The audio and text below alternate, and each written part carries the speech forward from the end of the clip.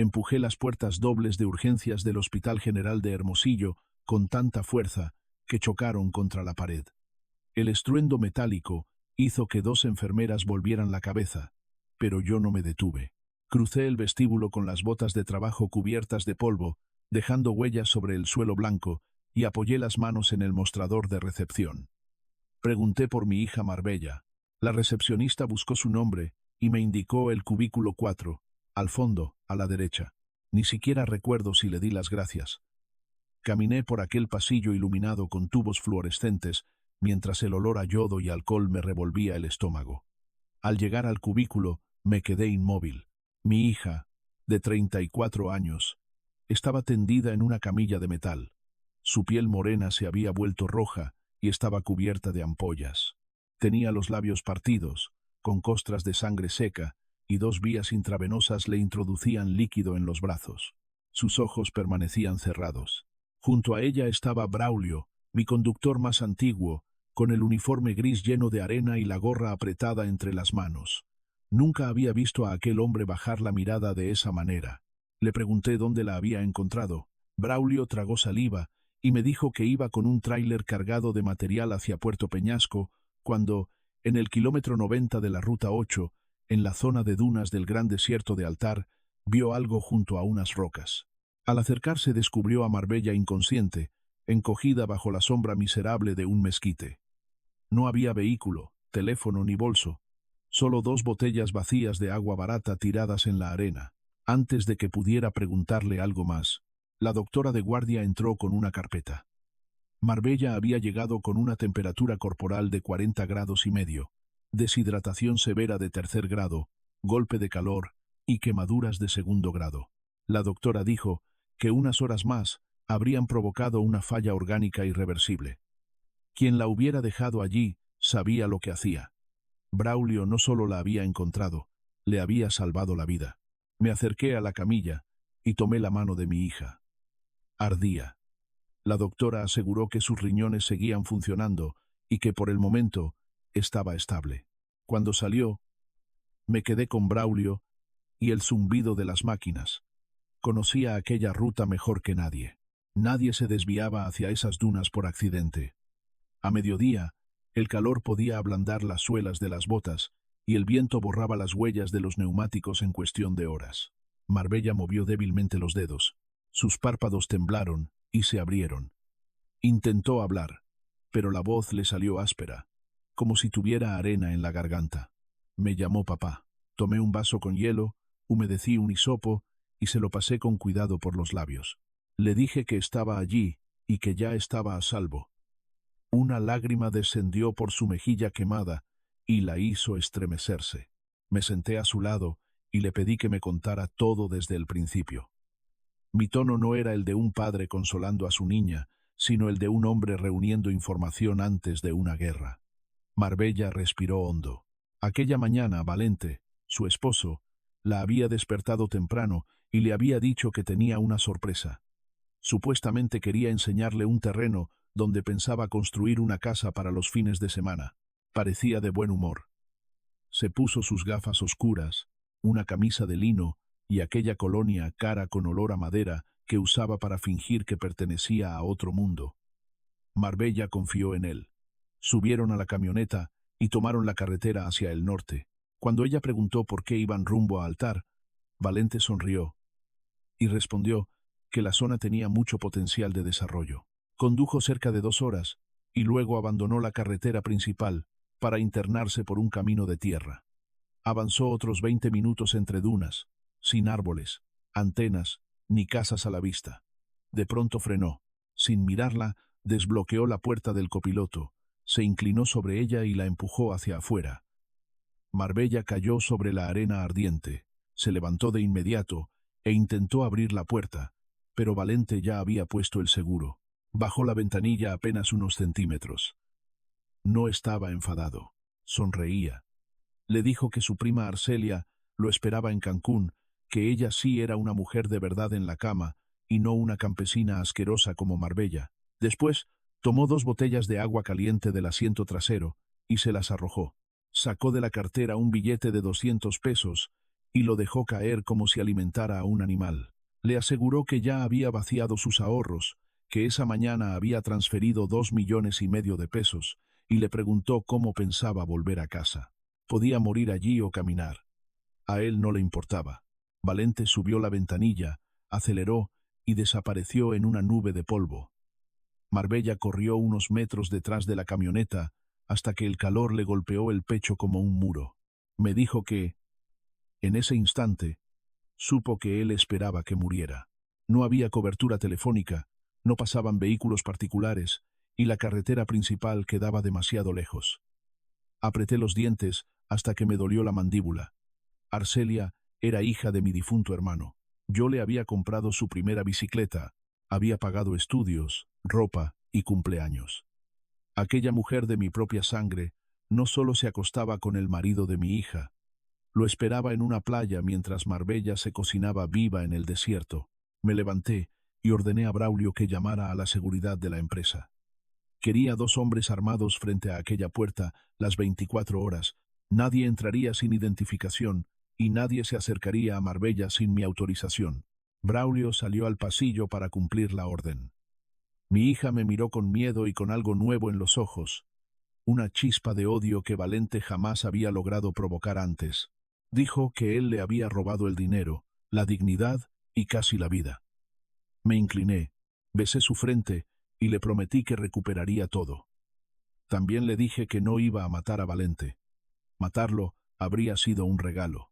Iba a obligarlo a contemplar cómo perdía el dinero, la reputación, la libertad, la amante y hasta el último refugio. Descansaría en una celda sabiendo que él mismo había construido su ruina. Salí del hospital bajo el sol brutal de Sonora. Me encerré en mi vieja camioneta Ford, encendí el aire acondicionado y golpeé el volante 3 veces con los puños cerrados. El dolor de los nudillos era insignificante junto a la culpa. Después de 40 años cambiando llantas, reparando motores y conduciendo por las rutas más peligrosas de México, mis manos estaban llenas de cicatrices. Había levantado Logística Otón desde cero, pero por no tener título universitario, creía que los hombres de traje sabían más que yo. Por eso, acepté a Valente cuando Marbella lo llevó a casa 5 años antes. Sus zapatos italianos, su traje a medida y su supuesta maestría en finanzas me hicieron confundir arrogancia con educación. Recordé el día en que lo nombré director financiero de la sucursal norte. Sentado frente a mi escritorio, con una pierna cruzada, me dijo que yo era un genio operativo, pero perdía demasiado dinero en impuestos. Si le daba acceso a las cuentas y poder sobre las líneas de crédito, él reestructuraría el capital y haría que el dinero trabajara por nosotros. Firmé. Le entregué las llaves de la caja fuerte, sin comprender que un parásito no necesita fuerza cuando el dueño le abre la puerta. También recordé la cena de Navidad del año anterior. Marbella servía la comida, y Valente ocupaba la cabecera opuesta a la mía. Arcelia estaba a su derecha con un vestido rojo demasiado costoso para alguien sin empleo estable. Los vi mirarse por encima de las copas. Más tarde los encontré en la cocina, demasiado cerca. Se separaron al verme y dijeron que hablaban de vino. Decidí no hacer preguntas. Valente humillaba a Marbella en público. Si ella hablaba de camiones o motores, decía que no aburriera a los invitados y que hasta al hablar olía a diésel. Mi hija bajaba la cabeza y yo fingía que eran problemas de pareja. En realidad, permití que destruyera su autoestima, la aislara y la convenciera de que era incapaz. Cuando creyó tener suficiente dinero, decidió desecharla en un horno de 42 grados. Busqué en el teléfono el número de Gervasio, antiguo comandante de la Policía Estatal y amigo mío desde hacía 30 años. Tras dejar el servicio, se convirtió en investigador privado y solucionaba problemas que la gente común siquiera sabía cómo formular. Le dije que localizara a Valente y Arcelia. Tenían una ventaja de unas 6 horas, 2,5 millones de pesos, y habían mencionado Cancún, aunque podía ser una pista falsa. Gervasio encendió un cigarrillo al otro lado de la línea y me preguntó cuánto quería saber. Le respondí que todo: tarjetas, teléfonos, vuelos, hoteles y movimientos. Prometió tenerlos en una pantalla en 4 horas. Le advertí que no los tocara. No quería huesos rotos. Quería pruebas, tiempo y una caída de la que no pudieran levantarse. Mientras conducía hacia la oficina, reconstruí lo que Marbella había vivido. Después de ver desaparecer la camioneta, recogió las botellas. El plástico estaba casi tan caliente como la arena. Empezó a seguir las huellas de los neumáticos, pero a los 10 minutos, el calor atravesó las suelas de sus tenis. Respirar era como aspirar aire de un horno. Cuando el pánico inicial cedió, recordó una lección que le enseñé durante una excursión muchos años atrás. En condiciones extremas, no debía beber de golpe, sino humedecerse la boca y tragar pequeños sorbos para evitar vomitar. Hizo exactamente eso. Caminó mientras pudo, obligándose a no desperdiciar el agua. Media hora después, el horizonte comenzó a ondular y el viento borró las marcas del vehículo. Marbella buscó la única sombra entre unas rocas. Mientras la piel empezaba a ampollarse, comprendió que Valente no era un genio ni un caballero, sino un ladrón que necesitaba matarla para quedarse con lo que creía suyo. Si ella era tan inútil como él repetía, ¿por qué tenía que eliminarla? La pregunta despertó su rabia. Bebió el último sorbo de la primera botella, intentó levantarse, y las piernas no le respondieron. Abrió la segunda botella con las manos temblorosas y derramó casi la mitad. Vio cómo la tierra absorbía el agua en un instante. Después cayó de lado y perdió la noción del tiempo. Entonces, oyó un rumor grave que hacía vibrar el suelo. Al principio creyó que era su corazón deteniéndose, pero el ruido aumentó. A lo lejos, apareció la parrilla cromada de un Kenworth, levantando una enorme nube de polvo. Era uno de nuestros tráileres. Mis conductores usaban aquel atajo cuando la carretera principal quedaba bloqueada por accidentes. Marbella intentó gritar y no produjo sonido. Levantó un brazo, lanzó arena al aire y vio cómo el camión frenaba con un chillido. Braulio saltó de la cabina sin apagar el motor, corrió hacia ella y la cargó. Mi hija perdió el conocimiento justo cuando sintió el aire frío del interior. La empresa que yo había construido terminó salvando la vida de la hija que no supe proteger. Llegué a la sede de logística Otón a las 3 de la tarde. Desde mi oficina del segundo piso podía ver el patio de maniobras lleno de tractocamiones alineados. El teléfono sonó, apenas me senté. Era Gervasio. Había encontrado a los dos. No usaron nombres falsos ni vuelos privados. Compraron en el mostrador del aeropuerto boletos directos de Hermosillo a Cancún y despegaron a las 11:30, cuando Marbella seguía tirada en las dunas. Al aterrizar fueron directamente a la Riviera Maya y se registraron en el Gran Velas. Habían reservado una suite presidencial frente al mar durante una semana, por 25,000 pesos la noche, y dejaron una garantía de 50,000 pesos para gastos. Gervasio me envió capturas de las cámaras. Valente entregaba una tarjeta dorada en recepción. Arcelia, con sombrero y vestido de playa, se colgaba de su brazo. Luego, ambos caminaban hacia la suite con copas de champaña mientras un botones cargaba sus maletas. Brindaban mientras mi hija recibía suero. Gervasio ofreció viajar y quebrarles las piernas. La idea me tentó, pero los huesos se curan. Yo necesitaba que siguieran creyéndose invencibles hasta que la ley les cerrara cada salida. Ordené a Gervasio que mantuviera vigilancia discreta, que enviara hombres en Cancún para registrar dónde comían, qué compraban y a qué hora regresaban. No debían sospechar que Marbella estaba viva.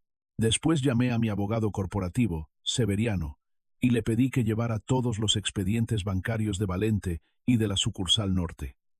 Llegó 14 minutos más tarde con 3 carpetas y su inseparable traje gris, cuando le dije que mi yerno había abandonado a Marbella en el desierto y había transferido 2,5 millones de pesos antes de huir con Arcelia.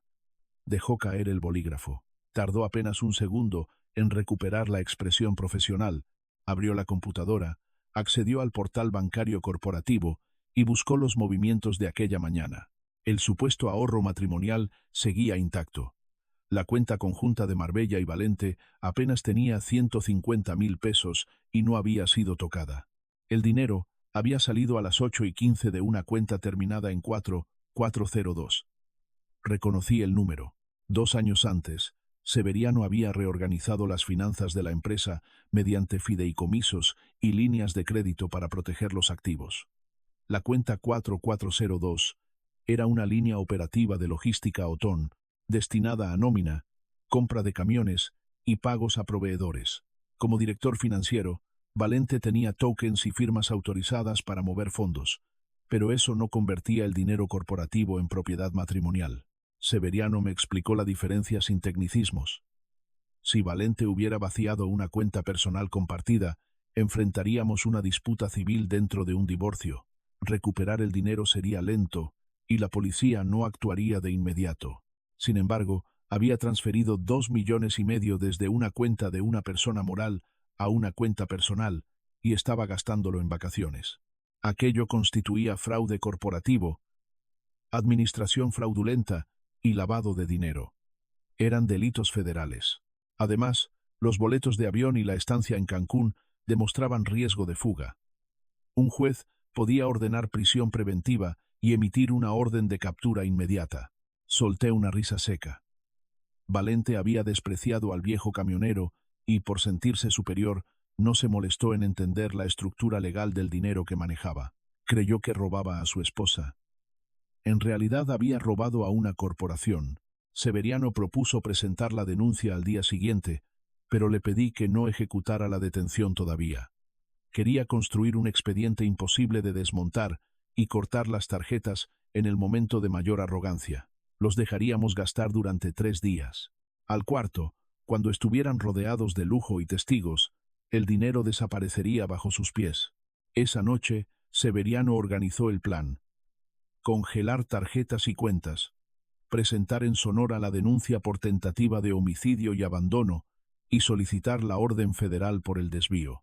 Teníamos el informe médico, la declaración de Marbella y el testimonio de Braulio. Él coordinaría con la Fiscalía General de la República y colocaría agentes en Cancún. Firmé cada documento. Valente no regresaría en un vuelo comercial, sino esposado bajo custodia federal. Antes de terminar, Gervasio mostró algo que cambió el caso de Arcelia. Ella se había conectado a la red pública del aeropuerto de Hermosillo y su respaldo en la nube conservaba mensajes borrados de las 3 semanas anteriores. En uno, enviado la noche antes del ataque, Arcelia le ordenaba a Valente que dejara a Marbella en el desierto cerca de Altar, porque allí no había señal. Escribió que se secaría como una lagartija antes de llegar a la carretera, que nadie la encontraría y que ella quería quedarse con la casa. Sus maletas ya estaban listas. Leí aquellas palabras varias veces. La muchacha que había comido en mi mesa no era una amante arrastrada por la pasión, era la autora intelectual del plan. Severiano aclaró que la obtención inicial del respaldo no podía presentarse por sí sola como prueba oficial, pero serviría para solicitar una orden judicial de incautación y extracción forense de los teléfonos. Una vez detenidos, los peritos recuperarían los mensajes legalmente. Eso colocaba a Arcelia como cómplice de tentativa de homicidio premeditado. Ordené imprimir la conversación y añadirla al expediente. Desde el momento en que escribió que mi hija debía secarse bajo el sol, dejó de ser mi familia. A la mañana siguiente, fui a la Casa de los Lagos, propiedad de Logística Otón, aunque Valente presumía haberla comprado. Un notario formalizó su transferencia a otra sociedad y un cerrajero cambió todos los accesos.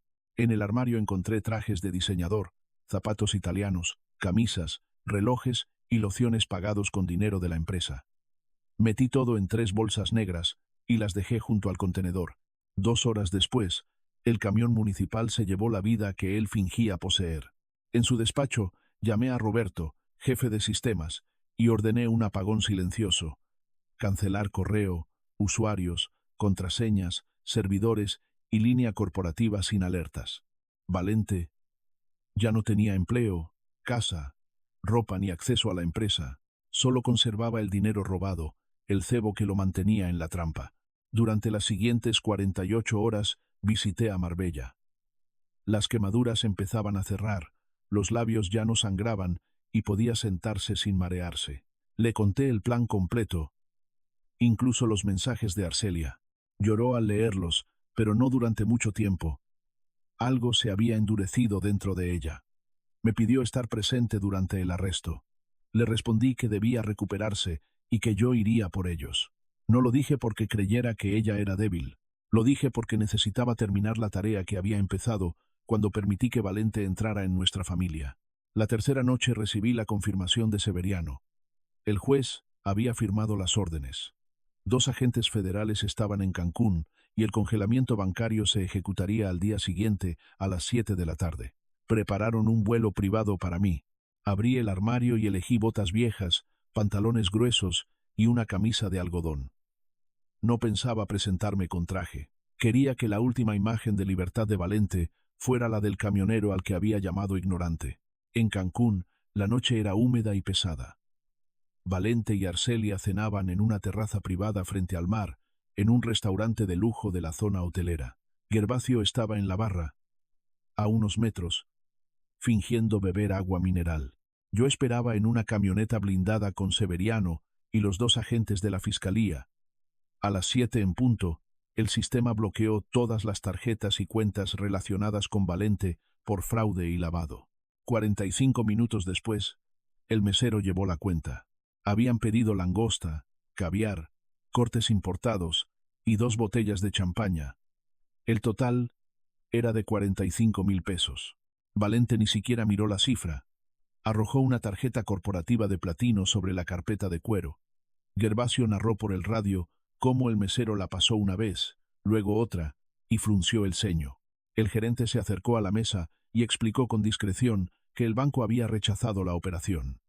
Valente se rió y entregó una segunda tarjeta, convencido de que el problema era del restaurante. El terminal mostró un código de fraude y ordenó retener el plástico. Esta vez, el gerente volvió acompañado por 2 empleados de seguridad y exigió el pago inmediato. La sonrisa de Valente desapareció. Golpeó la mesa, derramó una copa y gritó que tenía millones en sus cuentas.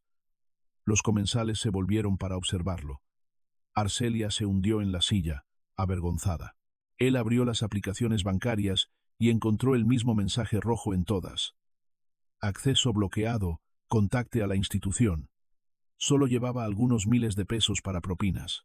Intentó prometer que volvería al día siguiente, pero el gerente le advirtió que llamaría a la policía turística. Desesperado, Valente se quitó un Rolex comprado con dinero de la empresa y lo dejó como garantía. El gerente aceptó para evitar un escándalo mayor y los expulsó. Salieron bajo las miradas de desprecio de toda la terraza. Tomaron un taxi hacia el Gran Velas. Cuando llegaron a su piso, Valente pasó la tarjeta de la suite por el lector. La luz roja parpadeó. Lo intentó otra vez y golpeó la puerta. Arcelia empezó a insultarlo. Le dijo que la había llevado hasta Cancún para humillarla, que no podían pagar una cena ni entrar a la habitación y que ella creía que él tenía dinero. Valente gritó que poseía 2,5 millones y que todo era un bloqueo temporal. Entonces apareció el gerente nocturno del resort con 2 guardias.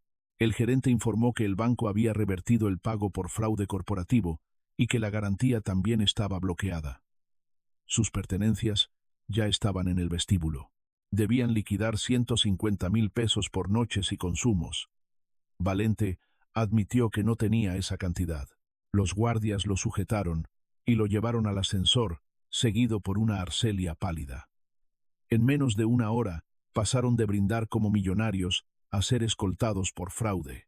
Entré al vestíbulo acompañado por los agentes y Severiano. El lugar parecía un palacio de mármol, lámparas de cristal y columnas enormes.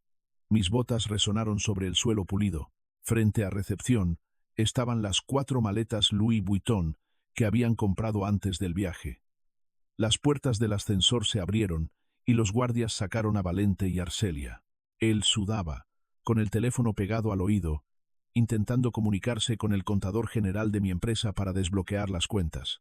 Esa mañana, yo había confiscado el teléfono corporativo del contador. Severiano me lo entregó, y en medio del silencio del vestíbulo, comenzó a sonar. Valente oyó el timbre, giró la cabeza y me vio. Su teléfono cayó al mármol y la pantalla se hizo pedazos. No dije nada. Me quedé frente a él con mis botas gastadas, mis vaqueros y la misma postura con la que había enfrentado tormentas, asaltos y carreteras cerradas. Arcelia soltó un grito y se cubrió la boca. Valente retrocedió hasta chocar con el mostrador. La soberbia se le había desvanecido. Solo quedaba el miedo de un animal acorralado. Caminé hacia ellos mientras los turistas grababan y los guardias se apartaban ante las placas federales. Valente afirmó que era un malentendido, que por estar casado tenía derecho al dinero y que solo dejó a Marbella junto al camino para que se calmara. Le recordé que ella caminó bajo 42 grados, con la piel quemándose y los riñones a punto de fallar, mientras él se iba con su prima. Arcelia empezó a llorar y afirmó que Valente la había obligado, que no sabía nada del abandono. Gervasio apareció detrás de ellos y colocó sobre las maletas una copia de sus mensajes. Leyó en voz alta la frase donde ella ordenaba dejar a Marbella cerca de altar para que se secara como una lagartija y así quedarse con la casa. Arcelia dejó de hablar. Valente, desesperado, intentó recuperar su arrogancia. Me llamó viejo ignorante y dijo que no podía encarcelarlo por un triángulo amoroso ni por una pelea matrimonial. Severiano abrió su maletín y lanzó contra su pecho la carpeta con los estados de cuenta y el sello de la fiscalía. Las hojas cayeron al suelo. Le expliqué que la cuenta no estaba a nombre de Marbella. Pertenecía a Logística Otón, dentro de un fideicomiso empresarial. Al transferir el dinero a su cuenta personal, había cometido fraude corporativo, administración fraudulenta y lavado de dinero. Su autorización como director financiero le permitía operar fondos para fines de la empresa, no robarlos para pagar champaña y una suite. Valente se agachó, leyó los números y comprendió por fin el error que lo condenaba. Le dije entonces que Marbella estaba viva y ya había declarado. La denuncia por tentativa de homicidio calificado se sumaba a los delitos federales. Los agentes avanzaron. Uno anunció formalmente la detención de Valente Morales. Le tomó el brazo derecho, lo torció detrás de la espalda y cerró la primera esposa. El chasquido del acero fue más satisfactorio que cualquier golpe. Valente gritó que esperaran, pero el segundo agente lo inclinó contra el mostrador y aseguró la otra muñeca. Después se dirigieron a Arcelia Ruiz y la arrestaron por conspiración y complicidad en tentativa de homicidio. Arcelia se dejó caer al suelo, arañando el mármol y suplicando que no permitiera que se la llevaran. Repitió que era sangre de mi sangre. La miré desde arriba y respondí que había dejado de serlo cuando decidió matar a mi hija por una casa. Los agentes la levantaron y esposaron. El maquillaje se le corrió por el rostro. El gerente preguntó quién pagaría los daños. Severiano entregó su tarjeta y dijo que la empresa cubriría lo necesario. Las maletas podían donarse o tirarse porque no formaban parte de ningún activo corporativo. Los agentes condujeron a Valente hacia la salida. Los huéspedes grababan cómo el supuesto millonario era arrastrado con las manos a la espalda. Al pasar junto a mí, prometió devolver cada peso y trabajar gratis el resto de su vida. Aseguró que Marbella lo amaba y que no querría verlo en prisión. Me acerqué a su oído y le dije que ella se había quitado el anillo. El desierto le había enseñado que la basura se queda en la arena. También le advertí que pasaría muchos años en una prisión de máxima seguridad, sin dinero ni visitas, rodeado de hombres que despreciaban a los cobardes capaces de abandonar a una mujer para que muriera bajo el sol. Después me aparté y vi cómo lo introducían, junto con Arcelia, en un vehículo oficial. En las celdas de la fiscalía, Gervasio y yo observamos el interrogatorio detrás de un cristal. En menos de una hora, la lealtad de los amantes se deshizo. Arcelia afirmó que ignoraba el fraude, que Valente la obligó a viajar y que ella era una víctima. Ofreció declarar contra él a cambio de inmunidad. Valente, incrédulo, le recordó que había sido ella quien propuso dejar a Marbella en el desierto y quedarse con la casa. Arcelia lo negó entre lágrimas falsas. Dijo que le temía y que él había planeado matar a su esposa. Valente se desplomó en la silla. La mujer por la que había intentado asesinar a Marbella estaba dispuesta a enterrarlo para salvarse. Lo que Arcelia ignoraba era que la fiscalía ya tenía la ruta para obtener legalmente sus mensajes. Ninguno saldría de allí mediante una traición de último minuto. Al amanecer, trasladaron a Valente en un vuelo oficial a Sonora. La jurisdicción de los delitos financieros y del intento de homicidio correspondía a nuestro estado. En el Centro de Justicia Penal de Hermosillo, lo sentaron en un pasillo mientras esperaba la audiencia inicial. Llevaba los mismos pantalones blancos de lino de Cancún, ahora arrugados, sucios y manchados de sudor. Le permitieron hacer una llamada. Marcó a Arturo, un empresario al que llamaba hermano, y le pidió 1.000.000 de pesos para gastos legales. Prometió devolverlo en una semana. Arturo respondió que toda la comunidad empresarial ya sabía lo que había hecho, que nadie le prestaría un centavo y que no volviera a llamarlo. Valente dejó caer el auricular y me vio a pocos metros. Me suplicó que lo dejara ir a casa para recoger documentos, ropa o algo que pudiera vender. Me acerqué y le expliqué que ya no tenía casa. La propiedad pertenecía a mi empresa y había sido transferida.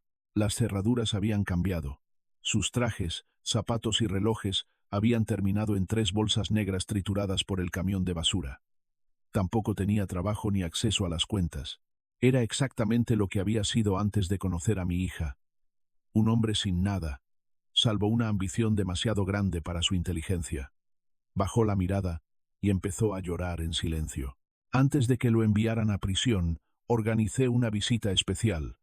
No entré yo. Entró Marbella. La observé desde una cámara junto a Severiano. Llevaba una camisa de manga larga y todavía tenía vendajes en las manos y ungüento en el cuello. Sin embargo, caminaba erguida. Ya no era la mujer que bajaba los ojos cuando Valente la ridiculizaba. El fuego del desierto había quemado el miedo que él sembró durante 5 años. Al verla, Valente cayó de rodillas. Las esposas golpearon el concreto. Lloró. La llamó mi amor y dijo que Arcelia lo había manipulado. Rogó que retirara la acusación de tentativa de homicidio, que declarara que todo había sido un accidente y que él pensaba regresar. Repetía que moriría en prisión. Marbella lo contempló sin compasión. Le dijo que ambos esperaban que su cuerpo desapareciera en las dunas para apropiarse de la casa. Después, levantó la mano vendada, se quitó con dificultad el anillo de matrimonio y lo dejó caer. El oro rebotó en el suelo y rodó hasta la bota del guardia. Marbella repitió la frase que yo le había oído en el hospital. El desierto le enseñó que la basura se queda en la arena. Luego le ordenó pudrirse allí y salió sin mirar atrás. Los gritos de Valente chocaron contra las paredes, pero ella no redujo el paso. El juicio comenzó 4 meses después. Severiano y la fiscalía reunieron documentos, informes y peritajes. La cámara del tráiler de Braulio mostró la soledad de la Ruta 8, la sombra del mezquite y a Marbella inconsciente junto a las botellas. El forense declaró que media hora más habría causado falla multiorgánica irreversible. Después, aparecieron la transferencia de 2,5 millones, los boletos y los gastos en Cancún. Finalmente, los peritos mostraron la extracción oficial de los teléfonos. Las palabras de Arcelia iluminaron la sala. Dejarla cerca de altar, aprovechar la falta de señal, esperar que el sol la secara y quedarse con la casa. Ya no podía fingir que era una acompañante inocente. Mi familia extendida se negó a asistir. Incluso quienes me habían acusado de exagerar comprendieron que ella había planeado la muerte de su propia prima. El juez enumeró la premeditación, la crueldad del abandono en condiciones letales, el riesgo de fuga y el fraude contra la empresa. Condenó a Valente Morales a 15 años en una penitenciaría de máxima seguridad por tentativa de homicidio calificado y fraude corporativo. Cuando oyó la cifra, cerró los ojos y se desplomó sobre la silla. Arcelia Ruiz recibió 4 años en el Centro Estatal de Reinserción Social por complicidad en tentativa de homicidio. Los guardias se acercaron para colocarles grilletes. Valente buscó mi rostro entre el público. Sus ojos pedían una misericordia que él no había mostrado cuando cerró la puerta de la camioneta y dejó a Marbella bajo 42 grados. No sonreí, ni hice un gesto de triunfo. Ajusté el ala de mi sombrero, di media vuelta y salí. La justicia verdadera no necesita gritar. 1 año después, el sol del mediodía caía sobre el patio de maniobras de logística Otón. El rugido de los motores diésel, el olor a aceite y las filas de remolques eran el sonido de un imperio funcionando. Desde el balcón de mi oficina observé a Marbella entre los conductores. Llevaba botas con casquillo, pantalones resistentes y un radio en la mano. Daba instrucciones, y todos la escuchaban con respeto. Las quemaduras habían sanado y solo quedaban cicatrices tenues en los brazos, marcas que ya no ocultaba. Ahora era directora de operaciones. Caminaba con la seguridad de alguien que había mirado a la muerte de frente y decidió que aquel no era su día. Severiano me entregó la carpeta del fideicomiso irrevocable. Camiones, terrenos y acciones quedarían protegidos a nombre de Marbella mediante controles que ningún esposo, socio o estafador podría vulnerar. Valente había sido trasladado a máxima seguridad y limpiaba pisos por una cantidad mínima. No sentí alegría por su miseria, solo tranquilidad porque ya no podía acercarse a mi hija. Apoyé mis manos callosas en la barandilla y reconocí la lección más dolorosa de mi vida. Al intentar proteger a Marbella de las asperezas del mundo, la empujé hacia un monstruo bien vestido. Creí que un título, un traje y un perfume caro valían más que la lealtad de la gente que trabaja con las manos. Me equivoqué. La familia no es la sangre. Arcelia compartía nuestra sangre y quiso ver morir a mi hija. La familia es Braulio frenando un tráiler en medio del desierto. Es Gervasio usando todo lo que sabe para encontrar a dos fugitivos. Es Severiano convirtiendo papeles y cuentas en una jaula legal. Y, sobre todo, es Marbella levantándose de la arena para recuperar su voz, su empresa y su destino. Algunos parientes dijeron que fui cruel, que debía haber perdonado y que llevar a los agentes hasta Cancún fue una humillación innecesaria. Yo no los contradije. Quien no ha sostenido la mano ardiente de su hija en una camilla no sabe qué significa perdonar al hombre que la dejó para morir. No destruí a Valente con violencia. Lo destruí con sus propias decisiones. Él eligió robar, mentir, humillar y abandonar. Arcelia eligió planear el crimen y celebrar antes de confirmar la muerte. Yo solo encendí la luz para que la ley viera lo que habían hecho. Cumplí la promesa que hice en el hospital. Devolví a mi hija su dignidad y puse a sus verdugos frente a las consecuencias. Desde entonces, cada vez que el sol de Sonora cae sobre el patio y veo a Marbella dirigir la empresa, recuerdo aquel mezquite solitario en las dunas. Valente creyó que el desierto borraría su nombre. En realidad, el desierto la convirtió en la mujer que nadie volvería a doblegar.